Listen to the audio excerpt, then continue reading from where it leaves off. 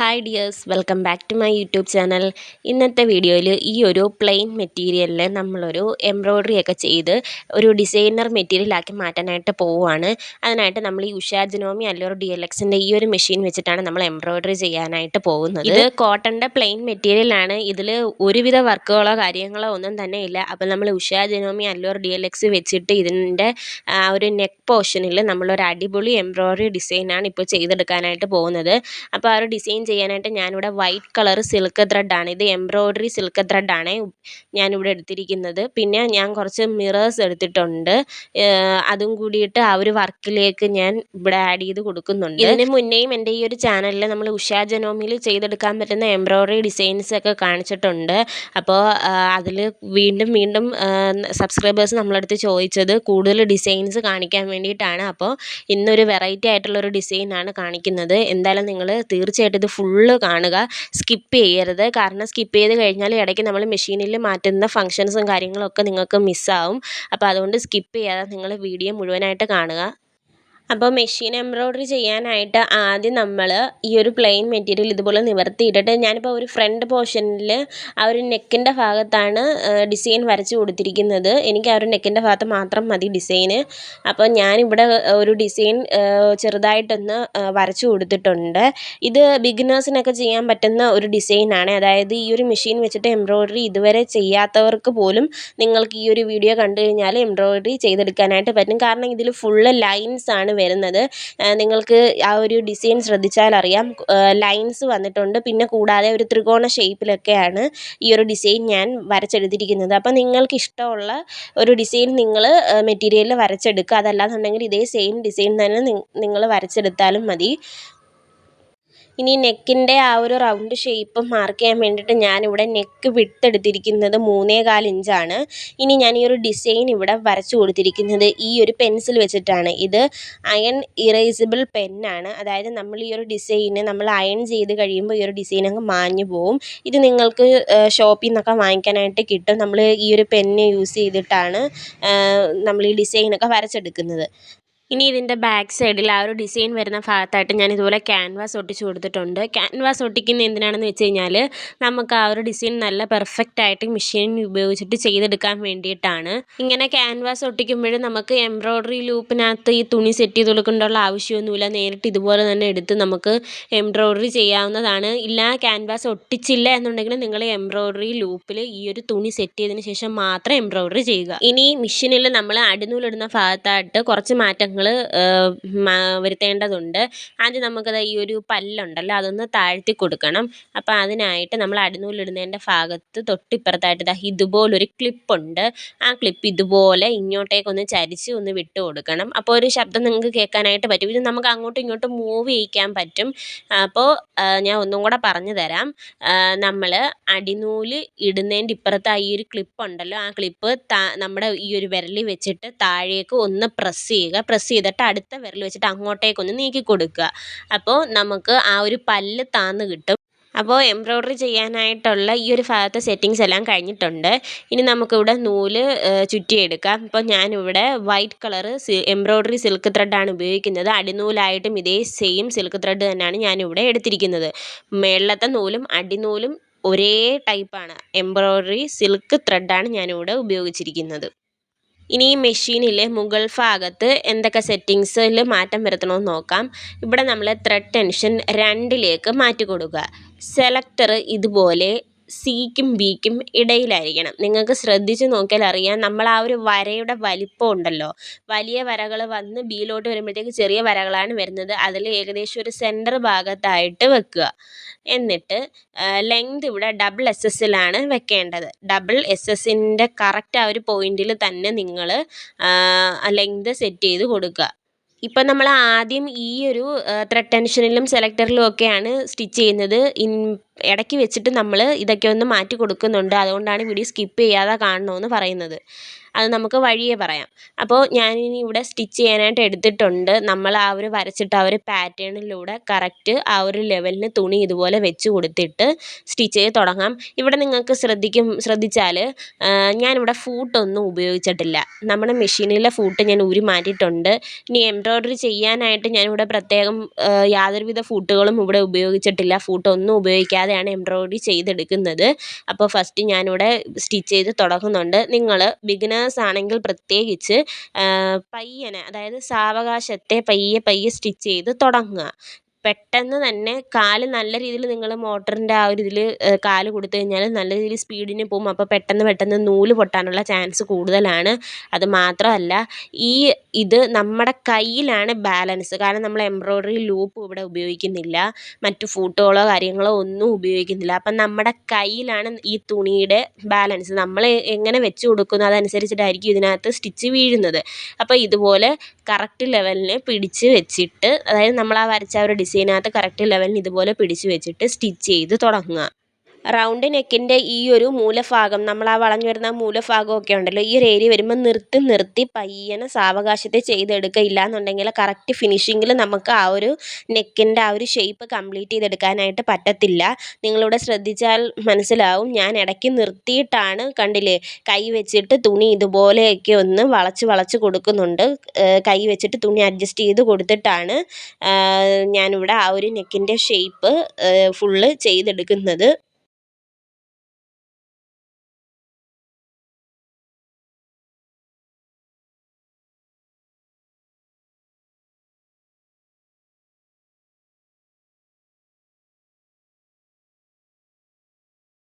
അങ്ങനെ ആദ്യം നെക്കിൻ്റെ ആ ഒരു റൗണ്ട് ഷേപ്പ് ഞാനിവിടെ ചെയ്തെടുത്തിട്ടുണ്ട്. എന്നിട്ട് ഇനി നമുക്ക് നൂല് കട്ട് ചെയ്തിട്ടെടുക്കാം. ഇവിടെ നിങ്ങൾക്ക് നോക്കിയാൽ മനസ്സിലാവും, നല്ല ഫിനിഷിങ്ങിൽ ആദ്യത്തെ ഈ ഒരു ഷേപ്പ് നമ്മൾ കംപ്ലീറ്റ് ചെയ്തെടുത്തിട്ടുണ്ട്. ഇനി ഇതേപോലെ നമ്മൾ ആ ഡിസൈൻ വരച്ചതിന് ചുറ്റും ഒരു വലിയ ആ ഒരു ഷേപ്പ് ഉണ്ടല്ലോ, നമ്മുടെ ഈ സൈഡിലുള്ള ഈ ഒരു വലിയ ഷേപ്പ്, ആ ഒരു ഷേപ്പാണ് നമ്മളിനി അടുത്തതായിട്ട് സ്റ്റിച്ച് ചെയ്യാനായിട്ട് പോകുന്നത്.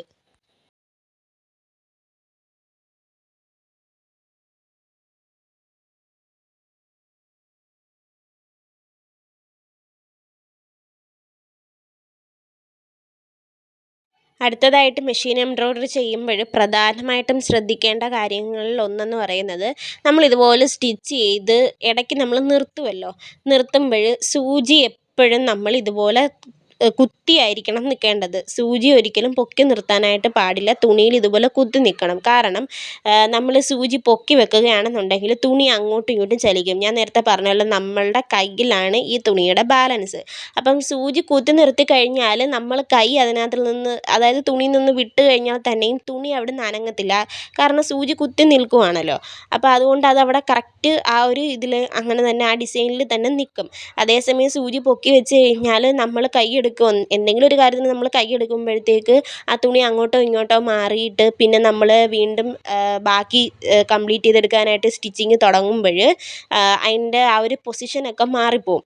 അപ്പോൾ അങ്ങനെ സംഭവിക്കാതിരിക്കാൻ വേണ്ടിയിട്ടാണ് സൂചി എപ്പോഴും കുത്തി നിർത്തിയതിന് ശേഷം മാത്രമേ കൈ അങ്ങോട്ടും ഇങ്ങോട്ടും ഒക്കെ ഒന്ന് എടുക്കാവൂ.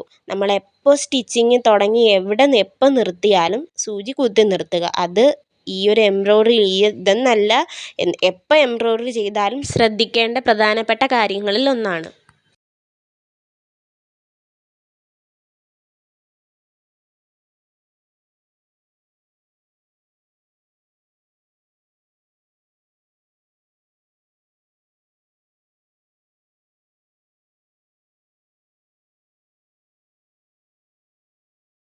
ആദ്യത്തെ 2 ബോർഡർ ലൈൻസ് ഇവിടെ സ്റ്റിച്ച് ചെയ്ത് എടുത്തിട്ടുണ്ട്. ഇനി നമുക്ക് ആ ഒരു ലൈൻസ് ഉണ്ടല്ലോ, അങ്ങോട്ടും ഇങ്ങോട്ടൊക്കെ വരകൾ വരച്ചിട്ടിട്ടുണ്ടല്ലോ ആ ഡിസൈനിൽ, അത് നമുക്ക് ഇതേ രീതിയിൽ ചെയ്തെടുക്കാം. പിന്നെ നമ്മൾ ത്രികോണ ഷേപ്പ് വരച്ചിട്ടിട്ടുണ്ട്. അതിൽ ആ വലിയ ത്രികോണം, ഉള്ളിലുള്ള ചെറിയ ത്രികോണമല്ല, വലിയ ത്രികോണങ്ങൾക്കെല്ലാം നമുക്ക് ഇതേ രീതിയിൽ തന്നെ സ്റ്റിച്ച് ചെയ്ത് കൊടുക്കണം. ബാക്കി ഉള്ളിലുള്ള ചെറിയ ത്രികോണങ്ങളിലൊക്കെ നമ്മൾ ത്രെഡ് ടെൻഷനൊക്കെ മാറ്റി, സെലക്ടറൊക്കെ മാറ്റി അതിന് ശേഷമാണ് നമ്മൾ സ്റ്റിച്ച് ചെയ്യാനായിട്ട് പോകുന്നത്. അപ്പോൾ ആദ്യം നമുക്ക് ആ ഒരു ലൈൻസും ത്രികോണങ്ങളും ഒക്കെ ഒന്ന് സ്റ്റിച്ച് ചെയ്ത് കൊടുക്കാം. ആ ലൈൻസും ഫസ്റ്റിലത്തെ ത്രികോണമൊക്കെ സ്റ്റിച്ച് ചെയ്യുന്നതിന് മുമ്പായിട്ട് ശ്രദ്ധിക്കുക. നമ്മൾ ആദ്യം സെലക്ടറും ലെങ്തും ഒക്കെ വെച്ചിരുന്ന അതേ രീതിയിൽ തന്നെയാണ് ഇപ്പോഴും വെച്ചിരിക്കുന്നത്. ഒരു മാറ്റങ്ങളും വരുത്തിയിട്ടില്ല. ഇനി അതൊക്കെ സ്റ്റിച്ച് ചെയ്തതിന് ശേഷമാണ് നമ്മൾ മാറ്റങ്ങൾ വരുത്താനായിട്ട് പോകുന്നത്.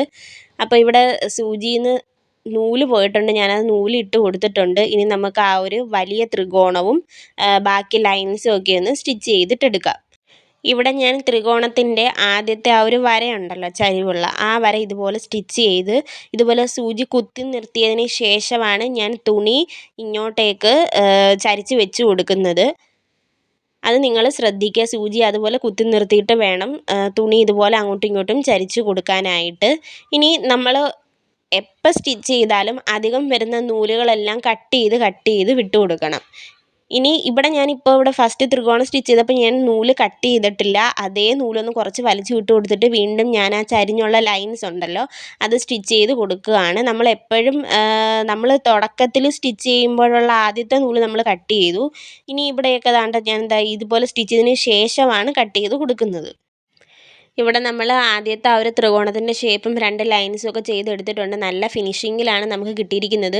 ഉള്ളിലെ ആ ത്രികോണം നമുക്ക് പിന്നീട് ചെയ്തെടുക്കാം. അത് നമ്മൾ സെറ്റിങ്സിൽ ചേഞ്ചസ് വരുത്തിയിട്ടാണ് തയ്ക്കാനായിട്ട് പോകുന്നത്. അപ്പോൾ ഇനി ഇതേ കണക്ക് നമുക്ക് ബാക്കിയുള്ള ലൈൻസും ആ ഒരു വലിയ ത്രികോണങ്ങളും കൂടിയിട്ട് ചെയ്തെടുക്കാം.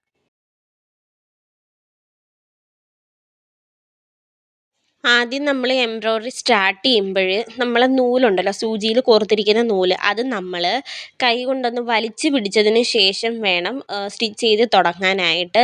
അങ്ങനെ വലിച്ച് പിടിച്ചിട്ട് സ്റ്റിച്ച് ചെയ്ത് കഴിഞ്ഞാൽ നമുക്ക് നൂല് അവിടെ കയറി കുരുങ്ങാതെ, നമ്മൾ തുടക്കത്തിൽ സ്റ്റിച്ച് ചെയ്ത് തുടങ്ങുമ്പോൾ നൂല് കുരുങ്ങാതെ നല്ല ഫിനിഷിങ്ങിൽ കിട്ടും. അതിന് വേണ്ടിയിട്ടാണ് ആ നൂലൊന്ന് വലിച്ച് പിടിച്ചിട്ട് സ്റ്റിച്ച് ചെയ്യുന്നത്. ഇനി ഇതെല്ലാം നമുക്ക് നല്ല രീതിയിൽ തന്നെ ഫിനിഷിങ്ങിൽ കിട്ടുന്നുണ്ട്. അധികം കിടക്കുന്ന നൂലുകളൊക്കെ ഞാൻ ഇടയ്ക്കിടയ്ക്ക് കട്ട് ചെയ്ത് കൊടുക്കുന്നുണ്ട്. നിങ്ങളും അന്നേരമുള്ള നൂല് അപ്പം തന്നെ കട്ട് ചെയ്ത് കളയുക. ലാസ്റ്റ് പിന്നീട് നമുക്ക് നൂലെല്ലാം കൂടെ ഒരുമിച്ച് ലാസ്റ്റ് കട്ട് ചെയ്യാമെന്ന് പറഞ്ഞിരുന്ന് കഴിഞ്ഞാൽ ചിലപ്പോൾ നമ്മൾ സ്റ്റിച്ച് ചെയ്ത് വരുമ്പോൾ ഇടയ്ക്ക് നൂലൊക്കെ ഇതേ കണക്കും അങ്ങോട്ടും ഇങ്ങോട്ടും കിടന്ന് ചിലപ്പോൾ കയറി കുരുങ്ങാൻ സാധ്യതയുണ്ട്. അപ്പോൾ അതുകൊണ്ടാണ് ആ നൂല് അന്നേരം ഉള്ളത് കട്ട് ചെയ്ത് പോവാനായിട്ട് പറയുന്നത്.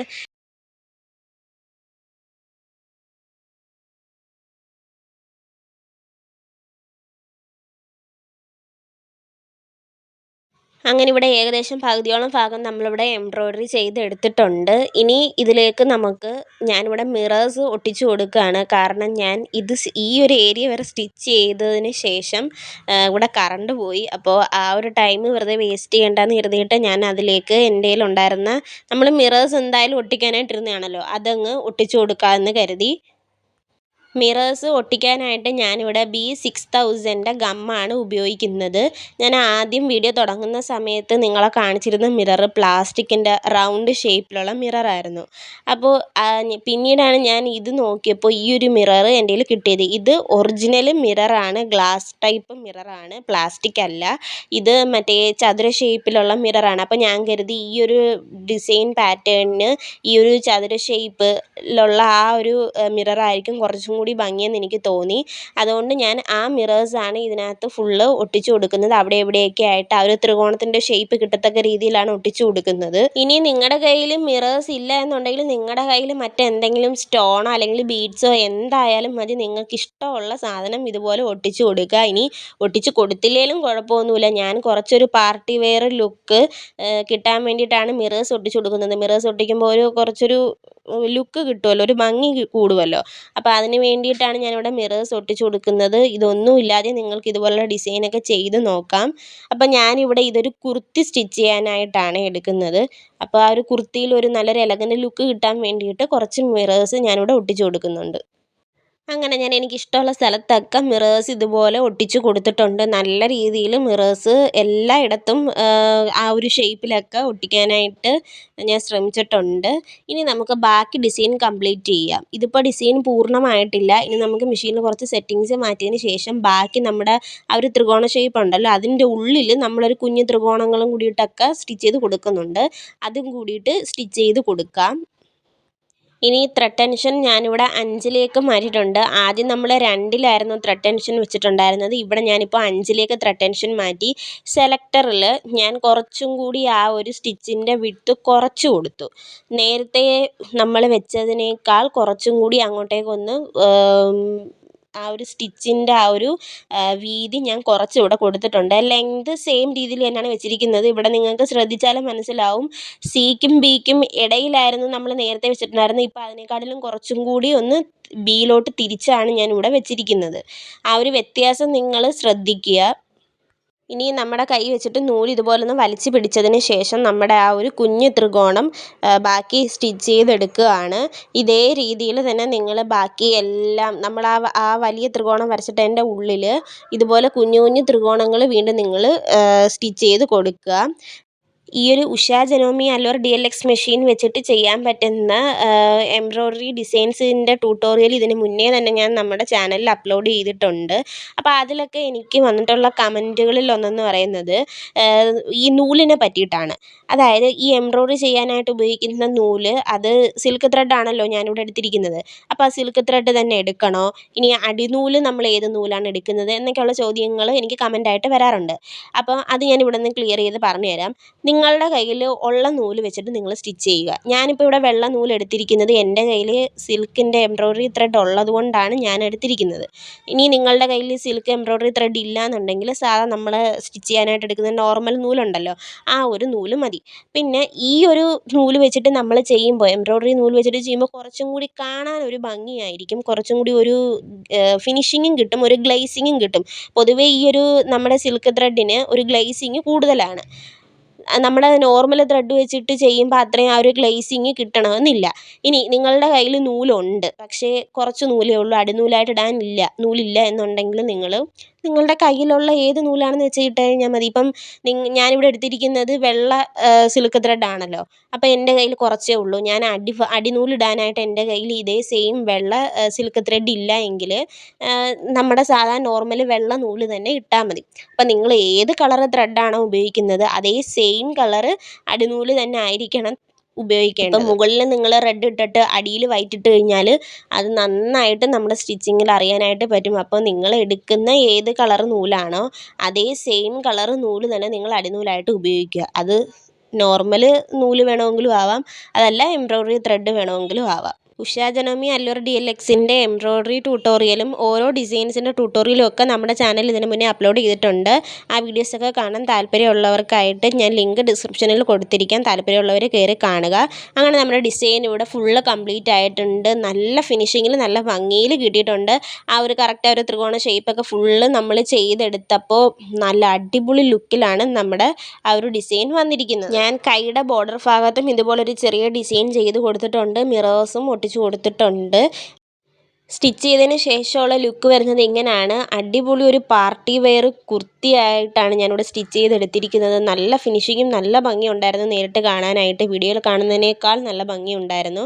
അപ്പോൾ വീഡിയോസ് ഇഷ്ടമായാലും നിങ്ങൾ ലൈക്ക് ചെയ്യുക, ഷെയർ ചെയ്യുക, ചാനലൊന്ന് സബ്സ്ക്രൈബ് ചെയ്ത് സപ്പോർട്ട് ചെയ്യുക, മറ്റുള്ളവരിലേക്ക് ഷെയർ ചെയ്യുക, നല്ല നല്ല കമൻറ്റുകൾ ഇടുക. വീഡിയോ ഉപകാരപ്രദമായെങ്കിൽ കമൻറ്റ് ചെയ്യുക.